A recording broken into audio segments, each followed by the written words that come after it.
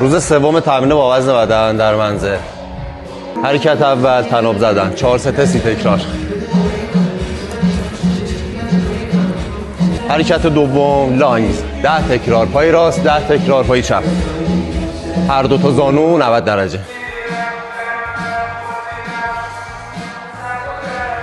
حرکت سوم دیپ، به جای نیمکت از صندلی میتونید استفاده کنید.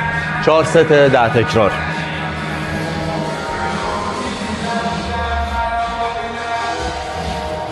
حرکت چهارم برداگ، 4 ست 10 تکرار.